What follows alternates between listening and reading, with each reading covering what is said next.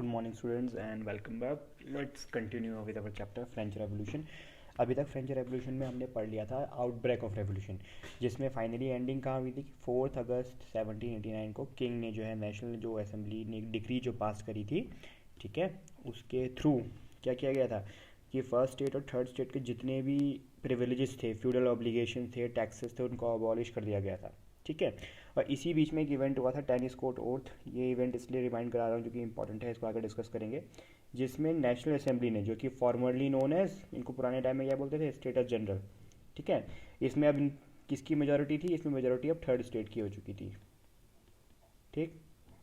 इन्होंने क्या डिसीजन लिया था कि they will not be dispersed until they draft a constitution, एक नया संविधान जो है जब तक कि वो फ्रांस के लिए बना नहीं देते हैं। तो हम आज ये डिस्कस करेंगे कि जो नेशनल असेंबली ने जो कॉन्स्टिट्यूशन तैयार किया उसका क्या इफेक्ट हुआ, ठीक है।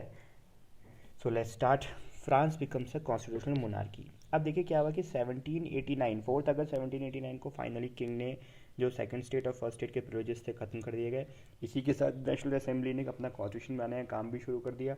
और जब कॉन्स्टिट्यूशन बनाने का काम नेशनल असेंबली ने शुरू किया तो उसको एक दो दिन नहीं, बहुत समय इसको जो है बनने में लग गया, ठीक है। कॉन्स्टिट्यूशन बनाने का काम कोई छोटा मोटा काम तो था नहीं, क्योंकि फ्रांस जैसी कंट्री के लिए कॉन्स्टिट्यूशन बनाना था जहाँ पे अभी तक डेमोक्रेसी का दूर से दूर तक कोई जो है नामो निशान नहीं था, ठीक है। तो बहुत सी चीज़ें जो है, बहुत सारे रिफॉर्म्स करने थे, लेकिन क्वेश्चन ये था कि ये रिफॉर्म्स करेगा कौन। अब जब हम ये बात कर रहे हैं तो एक चीज़ आपने ध्यान में रखनी है कि इस वक्त फ्रांस में थर्ड स्टेट है, वो मेजोरिटी में तो है, okay, no doubt they are in majority, but the thing is that they are being led by rich people. Third state में भी जो एक rich people, nobility of robes, मैंने आपको बताया था, वो नोबिलिटी ऑफ रोब्स वाले जो हैं वो जो है इस थर्ड स्टेट को क्या कर रहे थे, लीड कर रहे थे। जो एक थर्ड स्टेट में भी जो अमीर तबका था, ठीक है, वो जो है कहीं ना कहीं थर्ड स्टेट को लीड कर रहा था, नेशनल असेंबली को लीड कर रहा था। तो how did they define to what type of government they choose after for France after the revolution, so they chose a constitutional monarchy system. अब इससे पहले फ्रांस की कॉन्स्टिट्यूशनल मोनार्की समझें, लेट्स अंडरस्टैंड ये कॉन्स्टिट्यूशनल मोनार्की होती क्या है।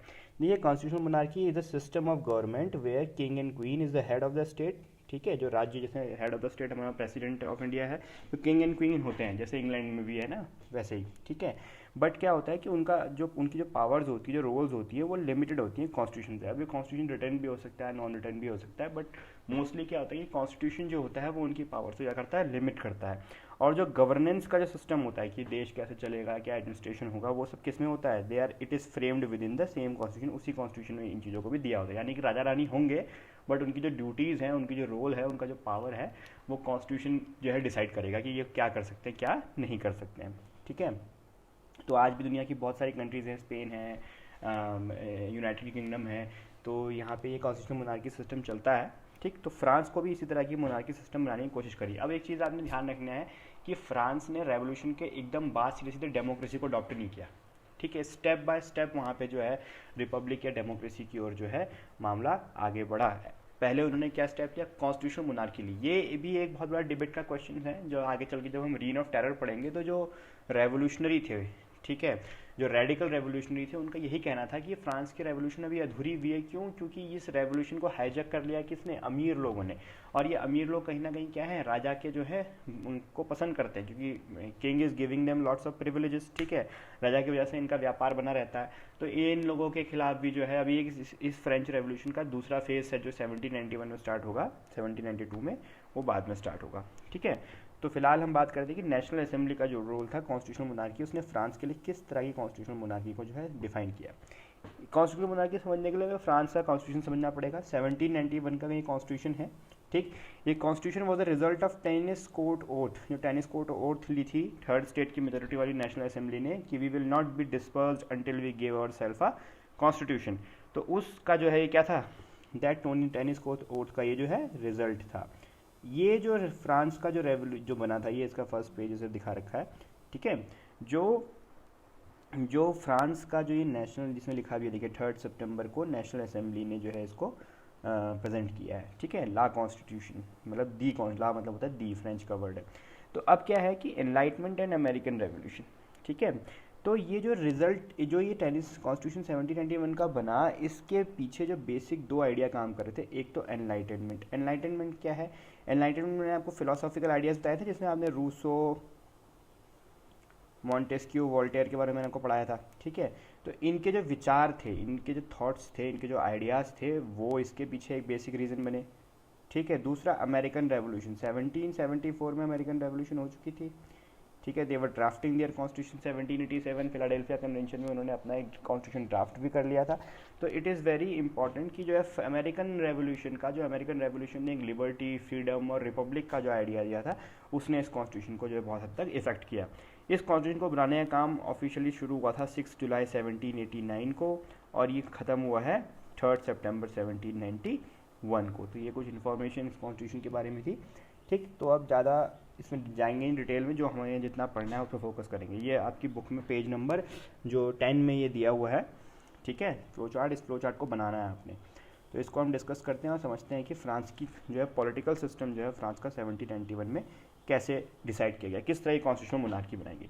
देखो, सबसे पहले तो क्या किया, फ्रांस की जो ये नया कॉन्स्टिट्यूशन था, नेशनल असेंबली जो बनाया था, इसमें पूरे फ्रांस को 3 कैटेगरी में बांट दिया गया, जुडिशरी, एग्जीक्यूटिव एंड लेजिस्लेचर, ठीक है। हमारे वहाँ भी आज की तारीख में ऐसे ही एक क्लासिफिकेशन होता है। तो जुडिशरी, एग्जीक्यूटिव, लेजिस्लेचर ये कहाँ से आया, ये जॉन लॉक की जो बुक थी 2 ट्रीटीज ऑफ गवर्नमेंट, वहाँ से ये आइडिया इन्होंने जो है उठाया हुआ था, ठीक है। अब इसमें सबसे पहले हम देखते हैं इस सब के बेस में जो थे वो कौन थे, सिटीजन्स ऑफ फ्रांस थे ऑफ कोर्स। लेकिन यहाँ पे एक बात की गई, जिस बात को लेकर के जो है इशू बना, वो ये कि सिटीजन्स में कौन से सिटीजन वोट देंगे और कौन से सिटीजन वोट नहीं देंगे। इसको लेके इनके बीच में काफ़ी लंबा क्या हुआ, एक डिबेट हुआ। और फाइनली इन्होंने सिटीजन्स को 2 कैटेगरी में बांट दिया, active citizens, people who have the right to vote, और passive citizen who don't have the right to vote. जो एक्टिव सिटीजन्स थे, ये जो है 28 मिलियन की टोटल पॉपुलेशन में से जो है 4 मिलियन के आसपास जो ये थे, ठीक है, 4 million of a population of 28 million. और जो ये पैसिव सिटीजन थे, दे वर अराउंड 3 मिलियन के आसपास ये जो थे, ठीक है। तो अब ये हमें समझना पड़ेगा कि एक्टिव सिटीजन और ये पैसिव सिटीजन की क्लासिफिकेशन कैसे किया गया था।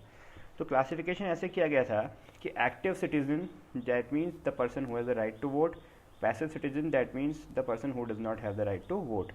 एक्टिव सिटीजन्स में क्या रखे गए थे, मेल्स, वो भी कौन से मेल्स, जिनकी उम्र 25 साल से ज़्यादा हो, over the age of 25 years, ठीक है। यहाँ पे यानी कि विमेंस को वोटिंग राइट नहीं था। ये फ्रांस में बहुत ज़्यादा क्रिटिसाइज़ किया गया, ठीक है। विमेन को वोटिंग राइट्स बहुत बाद में मिला है, बहुत लंबा इन्होंने जो है स्ट्रगल भी किया है। विमेंस ने कई जगह पे यूनिवर्सल एडल्ट सफरेज को लेकर के स्ट्रगल भी हुआ है। ये जब सिविक्स पढ़ेंगे तब वहाँ पे डिस्कस कर लेंगे इसको, ठीक है। तो फ्रांस में क्या था कि मेल्स को वोटिंग राइट था, फीमेल्स को नहीं था, और मेल्स में भी किनको, जिनकी एज 25 ईयर्स से ऊपर है। लेकिन इसके साथ एक शर्त और होनी चाहिए थी, वो ये कि उसी 25 ईयर्स की एज से ऊपर वाले मेल को वोटिंग राइट होगा जो कि एनुअल टैक्स भरता हो। और कितना एनुअल टैक्स भरता हो, उसका जो एनुअल टैक्स है it must be equal to a 3 day wage. उस समय जो फ्रांस में मजदूरी का रेट जो चल रहा था, उसके हिसाब से 3 दिन के बराबर जो वेज है, ठीक है, जितने भी लिवर्स बनेगी वो उतने लिवर्स के इक्वल वो एनुअल टैक्स पे करता हो। यानी कि ये वाला जो क्लॉज था, ये कहीं ना कहीं फ्रांस में दिक्कत का रीज़न बना, क्योंकि इस वाले क्लॉज के थ्रू फ्रांस ने क्या किया, जो रिच सेक्शन था उसने पावर को अपने कंट्रोल में करने की कोशिश करी। ऑब्वियसली सी बात है, जो आदमी उस वक्त फ्रांस में हम पढ़ चुके हैं, पहले कैसे सब्सिस्टेंशियल क्राइसिस थी, वहाँ के लोगों के पास खाने को नहीं था। ऐसी कंडीशन में अगर कोई व्यक्ति जो है एनुअल टैक्स भर रहा है इक्वल टू 3 डे वेजेस, तो दैट मीन्स कि दैट इज़ अ सीरियस, मतलब दैट मीन्स कि जो केवल जो प्रॉपर्टी वाला जो person, the person who owns the property, rich person, only they can cast the vote. तो ऑब्वियसली से वो गवर्नमेंट को कंट्रोल करने की कंडीशंस में आ जाएंगे। एंड द पीपल, जो पुअर पीपल थे who are not paying annual tax equal to 3 day wages, they don't have the right to cast the vote. और यही जो है डिबेट का इशू बन गया था। जो रेडिकल्स थे, जैकोबिन से आगे पढ़ेंगे, उन्होंने इसी चीज़ को जो सबसे ज़्यादा जो है क्रिटिसाइज़ किया, ठीक है। अब कॉन्स्टिट्यूशन मोनार्की में एक्टिव और पैसिव सिटीजन में बांट दिया। तो देखिए, पैसिव सिटीजन्स के पास तो ये राइट टू वोट है ही नहीं इनके पास, ठीक है। राइट टू वोट किसके पास है, वो सिर्फ जो है एक्टिव सिटीजन्स के पास है। अब एक्टिव सिटीजन 2 जगह वोट देंगे, एक तो जुडिशरी चुनने के लिए, इसमें सीधे वोट देंगे, जज को चुन लेंगे। आई बात नहीं, ये वाला सेक्शन तो सबसे क्लियर है। लेजिस्लेचर थोड़ा सा ट्रिकी है। लेजिस्लेचर में क्या है, when they will cast the vote, first they will select the electors, ठीक है। जैसे हमारे जनप्रतिनिधि चुनते हैं ना, एमपीज, एमएलए, तो वैसे ही ये लोग जो हैं कुछ इलेक्टर्स चुनेंगे जो कि 50,000 मैन होंगे, केवल पुरुष होंगे, ठीक है, वो भी कौन से 25 ईयर्स की एज से ऊपर, जो 3 डेज के इक्विवेलेंट वो जो है वो देते हैं। इसमें भी वही शर्त थी कई तरह की, ठीक है। फिर ये 50,000 मेंस में से ये किसको चुनेंगे, ये 745 मेंबर्स चुनेंगे फॉर नेशनल असेंबली। आगे बात समझ में, पहले फ्रांस के जो एक्टिव सिटीजन्स हैं वो अपना वोट कास्ट करके क्या चुनेंगे, इलेक्टर्स चुनेंगे। ये इलेक्टर्स में से फिर 745 मेंबर्स चुने जाएंगे नेशनल असेंबली, एक तरीके से पार्लियामेंट में जाने के लिए, ठीक है। ये नेशनल असेंबली क्या बनाएगी, कानून बनाएगी, ठीक। ये कानून किंग के पास भेजा जाएगा, किंग इस कानून पर जब साइन कर देगा तो क्या बन जाएगा, वो कानून लागू हो जाएगा। एक तरीके से हमारे वहाँ जैसे प्रेसिडेंट का रूल है, ठीक है, पार्लियामेंट रूल बना के प्रेसिडेंट को भेजती है, प्रेसिडेंट उस बिल पे साइन करते हैं, बिल लॉ बन जाता है, ठीक है। यहाँ पे किंग को जो है लेजिस्लेचर का हेड नहीं बनाएंगे, किसका हेड बनाएंगे, एग्जीक्यूटिव, जैसे हमारा प्रेसिडेंट एग्जीक्यूटिव का हेड होता है। आगे बात में, प्रेसिडेंट अपनी हेल्प के लिए मिनिस्टर्स अपॉइंट करेगा, जिसको कैबिनेट बोलते थे, जैसे आज भी कैबिनेट वर्ड यूज़ होता है। अपनी कैबिनेट अपॉइंट करेगा जिसमें मिनिस्टर्स होंगे उसकी हेल्प करने के लिए। लेकिन ये मिनिस्टर्स जो हैं ये किसके जरिए कंट्रोल होंगे, नेशनल असेंबली, यानी नेशनल असेंबली इन मिनिस्टर्स को कंट्रोल करेगी, इनकी वर्किंग स्टाइल को कंट्रोल करेगी, ठीक। समझ में आ गई बात। तो फ्रांस में क्या था कि एक तरीके से नेशनल असेंबली को ज़्यादा पावर मिल रही थी। नेशनल असेंबली के कंट्रोल में कौन थे, दोनों। नेशनल असेंबली एक तरफ किंग को भी कंट्रोल कर रही है, दूसरी तरफ उसके मिनिस्टर्स को भी कंट्रोल कर रही है। तो इसका मतलब किंग के पास कोई पावर नहीं थी फिर। अब यहाँ पे एक क्वेश्चन आया, किंग का क्या स्टेटस होगा, what will be the status of king in France, ठीक है। मोनार्की सिस्टम तो बन गया कि भाई जो एक्टिव पैसिव सिटीजन ने मार दिया, एक्टिव सिटीजन जुडिशरी के जज चुनेगा वोट दे करके, इस तरफ लेजिस्लेचर में इलेक्टर्स चुनेगा, इलेक्टर्स नेशनल असेंबली वाले चुनेंगे, नेशनल असेंबली कानून बनाएगी, उस कानून पे किंग साइन करेगा और वो लॉ बन जाएगा। बट क्वेश्चन, और किंग अपनी हेल्प के लिए मिनिस्टर्स रखेगा, बट क्वेश्चन, और मिनिस्टर्स और किंग दोनों ही कौन कंट्रोल करेगी, नेशनल असेंबली कंट्रोल करेगी उनकी पावर्स को। बट तो क्वेश्चन किंग का स्टेटस क्या है, फिर तो किंग का कोई रोल ही नहीं है, किंग को रखा ही क्यों था। अब देखो जो प्रॉब्लम ये थी कि जो थर्ड स्टेट और इसमें जो क्लर्जी के मेंबर थे, कुछ मेंबर जो सेकंड स्टेट के भी थे, जो फ्रांस के इन्फ्लुएंशियल अमीर लोग थे, वो किंग को सीधे सीधे डिस्कार्ड नहीं करना चाह रहे थे, मतलब उसको हटाना नहीं चाह रहे थे, क्योंकि किंग से कहीं ना कहीं उनको क्या होता, प्रॉफिट होता। आ रही बात समझ में। ये लोग बिजनेसमैन लोग थे, इनका ये भी था कि भाई देखो फ्रांस के उस वक्त इंटरनेशनल रिलेशन थे, अलग अलग कंट्रीज के साथ ट्रेड कर रहा था France, that was an era of trade.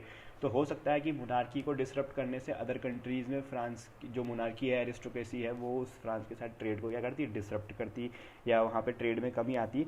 तो वो सीधे सीधे फिर किंग एक तरीके से पावर का सिंबल भी था फ्रांस में, इतने 100 साल से जो है वहाँ पे कई 100 सालों से जो है बूरबन डायनेस्टी रूल कर रही थी, तो सीधे सीधे किंग को वो हटाना भी नहीं चाह रहे थे। तो किंग का स्टेटस क्या था, इसको समझ लेते हैं। अब यहाँ पे किंग का स्टेटस समझने के लिए हम समझेंगे रॉयल प्रेरोगेटिव्स। प्रेरोगेटिव्स मतलब होता है विशेषाधिकार, जो किसी एक पर्सन को ही मिले होते हैं, ठीक है। तो किंग के पास क्या प्रेरोगेटिव थे, सबसे पहले तो जो फ्रेंच कॉन्स्टिट्यूशन था उसने क्या किया कि जो किंग का टाइटल था, पहले किंग को बोलते थे किंग ऑफ फ्रांस, उसको बदल के क्या कर दिया, किंग ऑफ फ्रेंच कर दिया।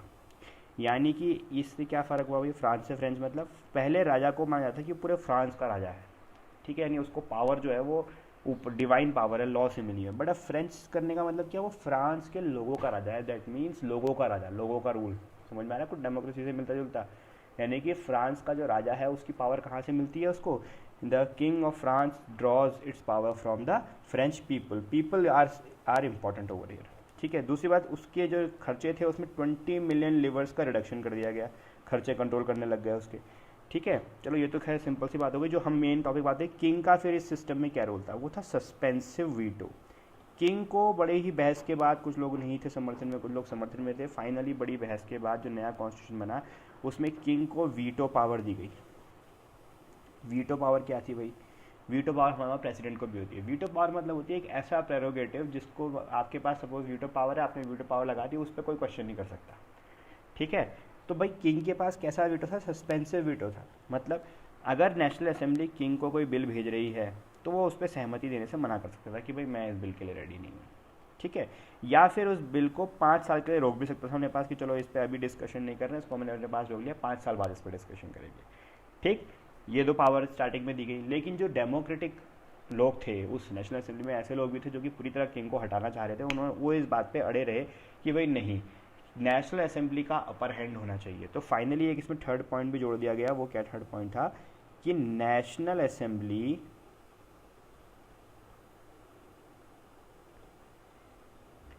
Can pass bill without the approval of king. इसके बिना भी नेशनल असेंबली जो है बिल पास कर सकती थी, अगर उसको ऐसा ज़रूरी समझता, किंग मना ही कर रहा है कोई जो बहुत ज़रूरी है तो उसके लिए। ठीक है, तो ये फ्रांस की हम मोनार्की सिस्टम को समझ गए कि फ्रांस का जो मोनार्की सिस्टम था, कॉन्स्टिट्यूशनल मोनार्की सिस्टम, वो 3 एरिया में बांट दिया था, जुडिशरी, एग्जीक्यूटिव, लेजिस्लेचर। ये आइडिया आया जॉन लॉक की 2 ट्रीटीज ऑन कॉन्स्टिट्यूशन से, वोटिंग का राइट लिया गया था रूसो से, ठीक है, और एग्जीक्यूटिव जुडिशरी इसमें बांट दिया गया। लेकिन अब फ्रांस की इस मोनार्की सिस्टम की क्रिटिसिज्म भी हुई। क्रिटिसिज्म क्या हुई? पहली तो एक सबसे बड़ी क्रिटिसिज्म जो इसकी की गई वो ये की गई थी कि भाई किंग के पास अभी भी पावर थे, प्रेरोगेटिव्स थे, ठीक है। जो डेमोक्रेटिक सपोर्टर थे वो इस चीज़ को नहीं पसंद कर रहे थे। दूसरी चीज़ एंड मोस्ट इम्पॉर्टेंट कि जो वोटिंग राइट्स थे वो अभी भी क्या थे? लिमिटेड थे। फिर भी एक तरीके का अच्छा कॉन्स्टिट्यूशन साबित होता और शायद ये फ्रांस को बहुत लंबे टाइम तक चलने में हेल्प भी करता। बट किंग लुई द 16 की एक गलती की वजह से ये पूरा का पूरा सिस्टम क्या हुआ? गड़बड़ा गया। वो गलती क्या थी? कॉन्स्टिट्यूशन सैबोटाज्ड। वो क्या था कि जून 1791 में किंग लुई द 16 ने अपनी फैमिली के साथ इसके पेरिस से भागने की कोशिश करी। उनका इसका आइडिया ये था कि उससे चूँकि किंग अब पूरी तरह से भाई नेशनल असेंबली कंट्रोल में है, ठीक है, तो इसने क्या किया कि इस वक्त तक कॉन्स्टिट्यूशन साइन होके, क्योंकि कॉन्स्टिट्यूशन कब साइन हुआ है? 3 सितंबर 1791 को। तो उसके बीच में ही जब जून 1791 आया तो किंग ने कोशिश करी भागने की। हालांकि किंग जो है पकड़ा गया और उसको पकड़ के वर्नीज एक जगह है, ठीक है, वहाँ पे जो है उसको जो है पकड़ के बंद कर दिया गया, कुछ दिन नज़रबंद रखा गया वहाँ पे।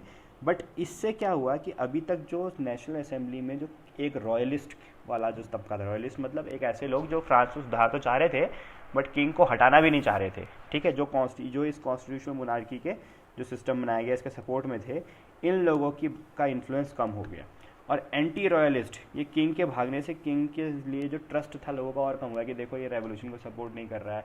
अभी भी जो है किंग कहीं ना कहीं पुराना वाला अपना सिस्टम बनाना चाहता है। तो किंग के इस भागने के अटैम्प्ट से, इस फेल्ड एस्केप अटैम्प्ट से किंग की इमेज और ख़राब हो गई और किंग के जो सिंपैथाइजर थे उनका रोल नेशनल असेंबली में क्या होने लगा? धीरे धीरे कम होने लगा। और जो एंटी रॉयलिस्ट थे, राजा के विरोध वाले, रिपब्लिक सेंटीमेंट, जिनको कॉन्स्टिट्यूशनल मोनार्की चाहिए नहीं थी, जो कहा चाहते थे कंप्लीट रिपब्लिक डेमोक्रेटिक सिस्टम हो, इनको बढ़ावा मिलने लग गया। इसी वजह से कॉन्स्टिट्यूशनल मोनार्की फ्रांस बना तो सही बट बहुत लंबे टाइम तक नहीं चल पाया। बहुत जल्दी जैकोबिन रेवोल्यूशन हुई और जैकोबिन्स ने इनको जो है हटा करके रिपब्लिक फ्रांस को क्रिएट कर दिया। This we will continue in the next chapter कि फ्रांस को रिपब्लिक कैसे डिक्लेयर कर किया गया। ओके, सो टिल डेट 1791 तक हमने जो ये कवर कर लिया है। अब हम कल पढ़ेंगे France becomes a republic, absolution of and the dissolution of sorry and the slavery ban जो उसमें वहाँ पे जैकोबिन रूल ने किया है, रीन ऑफ टेरर। ठीक, दिस वाज द लेक्चर। इसमें ये ज़रूर बना होना चाहिए सबके पास, ठीक, और जितने भी इंपॉर्टेंट पॉइंट्स बताए every points you have to note. So have a nice day.